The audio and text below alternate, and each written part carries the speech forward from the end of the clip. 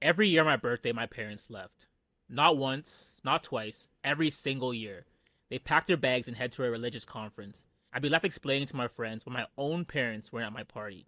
I thought I was over it, but in my 30s, I'd realized I hadn't thrown myself a real birthday in over a decade. Because somewhere deep inside, that kid still believed. If my own parents didn't show up, why would it matter?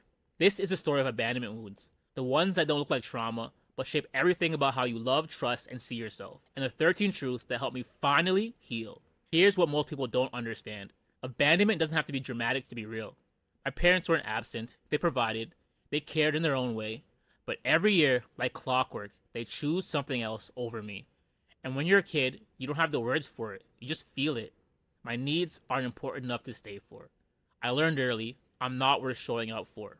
They try to make it better, set up a party, get a cake, invite friends, but I'd sit there surrounded by people and feel completely alone because the two people who were supposed to be there had chosen to be somewhere else.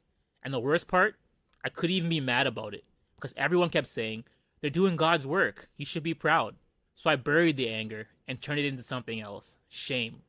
Shame that I even wanted them there. By the time I was a teenager, I stopped expecting people to show up. I stopped planning birthdays. I told myself, birthdays aren't a big deal. But really, I trained myself not to want what I couldn't have. I thought I was being mature, but I was abandoning myself over and over and over again. Before I tell you how this showed up in my adult life, you need to understand what abandonment actually is. Abandonment doesn't require being left at a fire station. It doesn't require foster care or divorce. Abandonment is when your emotional needs weren't met consistently, and you learn to believe that's because you weren't enough. When you're a kid and someone doesn't show up for you, your brain doesn't think they're flawed. Your brain thinks, I'm not worth it. And that belief, it becomes a lens through which you see every relationship for the rest of your life. You stop receiving love, you start chasing it, trying to earn it, proving your worth staying for, and you become a detective, always reading between the lines, looking for proof that you were right all along, that people don't really want to be around you. And here's what I need you to hear. You're not paranoid, you're not broken, you're not too sensitive. Your nervous system learned early. People leave. So I need to protect myself. That hypervigilance, it kept you safe as a child. But as an adult, it's keeping you from ever feeling safe with anyone. For years growing up, I never planned parties, never wanted celebrations. I tell people, I'm just not into birthdays. But that wasn't the truth. The truth was, I trained myself not to want what felt unsafe to want. If I didn't celebrate, I couldn't be disappointed. If I downplayed it, the absence didn't hurt as much. So I became low maintenance, the person who never asked for anything, never needed attention, never made a fuss. I convinced myself I was just chill, but really, I was making myself small. So that if people left, at least it wouldn't be because I asked for too much. But here's what I didn't see. Every year, I told myself birthdays didn't matter. I was carrying more resentment. Resentment at my parents for leaving, resentment at myself for caring, resentment at everyone who had to feel important on their birthday. And all that resentment, it created a hole inside me that I kept trying to fill with other people's approval, but it never worked. This pattern didn't stay with birthdays. It showed up everywhere. In relationships, I do this thing. I chase people who were unavailable, emotionally unavailable, physically distant, commitment full. And when someone actually showed up for me, consistent, present, available, I'd feel nothing. Or worse, I'd feel suspicious. It took me years to understand why. I wasn't attracted to people who were good for me. I was attracted to people who made me feel the way I felt as a kid. Unseen, unimportant, always waiting for them to show up. Because chasing love felt like love.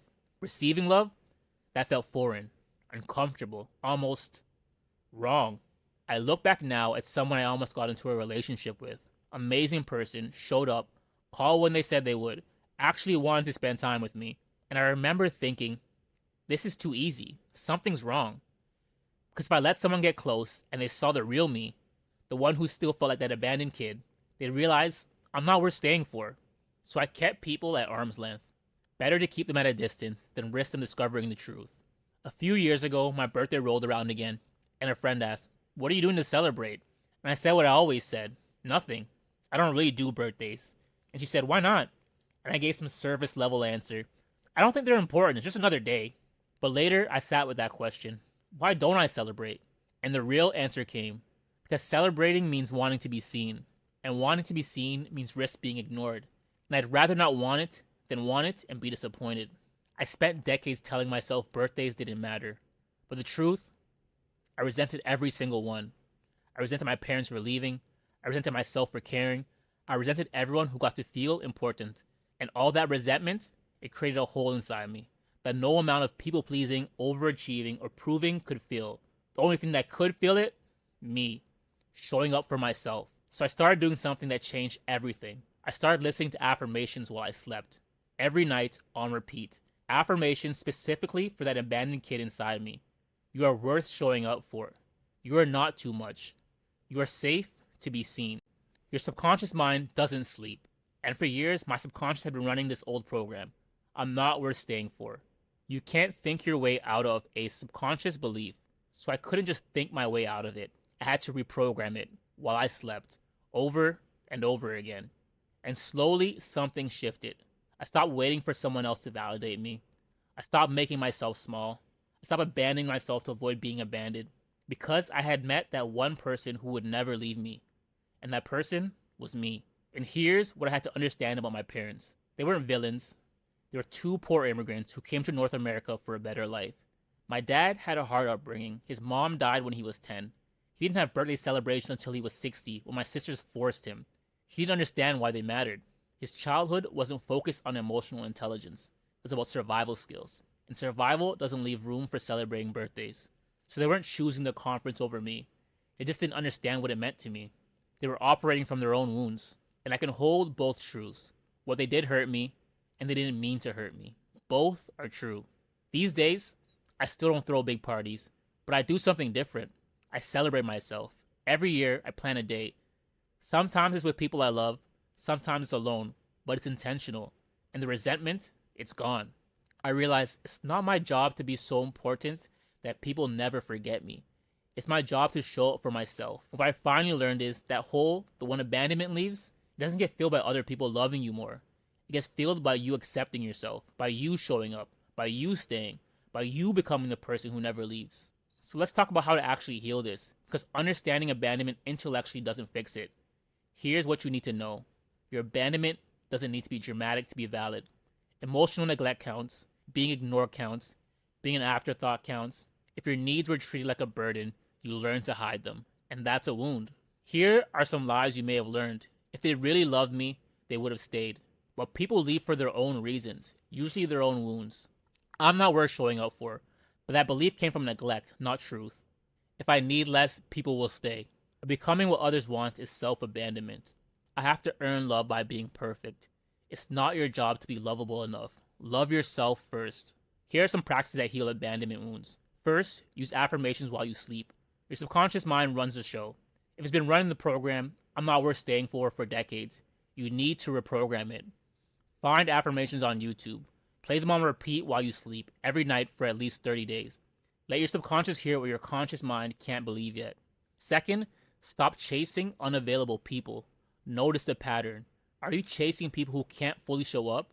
Are you suspicious of people who actually do? When you chase love, you're repeating the wound. When you receive love, you're healing it. Practice receiving, even when it feels uncomfortable. Third, celebrate yourself, even small. Your birthday, a win, a random Tuesday. Do something just for you. No one else, no performance, just you showing up for you. This is how you prove to yourself, I'm worth celebrating. Fourth, understand their wounds don't define your worth. The people who left, the people who didn't show up, they're operating from their own wounds. That doesn't erase your pain, but it does mean their absence wasn't about your worth. So that's my story about abandonment. From the kid whose parents left every year, to the adult who stopped celebrating entirely, to now, finally understanding. It was never about being lovable enough. It's about learning to love yourself. And if you're carrying abandonment wounds right now, if you're always waiting for people to leave, if you keep people at arm's length, if you taught yourself not to need anyone, you're not broken. Your nervous system learned to protect you, and it did its job. But now it's time to teach it. I'm safe now. I can stay. I can let people in. If this video resonated, leave a comment. What's one way abandonment has showed up in your life? Or what's one way you're learning to show up for yourself? You're not alone in this. Next week, we're talking about what happens when abandonment teaches you, I don't need anyone. Hyper-independence. The trauma response we mistake for strength. Hit subscribe. I'll see you there. You're not too much. You're You're not unlovable. You're not destined to be left. You're worth showing up for. And it starts with showing up for yourself. See you next week.